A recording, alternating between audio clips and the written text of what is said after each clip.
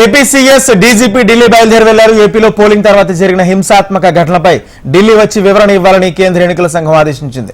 కాగా 13వ తేదీన జరిగిన ఎన్నికల రోజు ఆ తర్వాత రోజు మాచర్ల, తాడిపత్రి, చంద్రగిరి, నరసరావుపేటలో జరిగిన ఘటనలపై కేంద్ర ఎన్నికల సంఘం ఆగ్రహం వ్యక్తం చేసింది.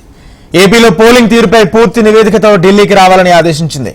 ఈ నేపథ్యంలో నిన్న రాష్ట్ర సచివాలయంలో CS Jawahar Reddy, DGP Harish Kumar Gupta, intelligence ADG Kumar విశ్వజిత్తో సహా సీఎస్ అత్యవసర భేటీ అయ్యారు.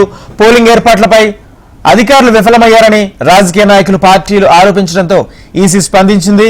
ఎన్నికల్లో హింసాత్మక ఘటనలు జరిగేలా పాలనా వ్యవస్థ విఫలం కావడానికి కారణాలు ఏంటని కేంద్ర ఎన్నికల సంఘం ఏపీసీఎస్ ను ప్రశ్నించింది.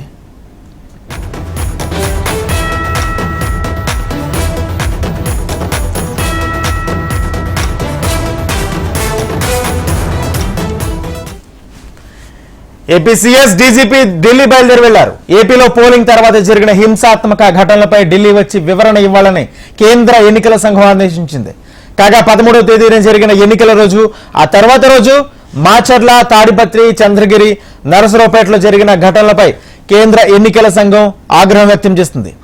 ఏపీలో పోలింగ్ తీరుపై పూర్తి నివేదికతో ఢిల్లీకి రావాలని ఆదేశించింది. ఈ నేపథ్యంలో నిన్న రాష్ట్ర సచివాలయంలో CS Jawahar Reddy, DGP Harish Kumar Gupta, intelligence ADG Kumar విశ్వజిత్లతో సీఎస్ అత్యవసర భేటీ అయ్యారు. పోలింగ్ ఏర్పాట్లలో అధికారులు విఫలమయ్యారని రాజకీయ నాయకులు, పార్టీలు ఆరోపించడంతో ఈసీ స్పందించింది.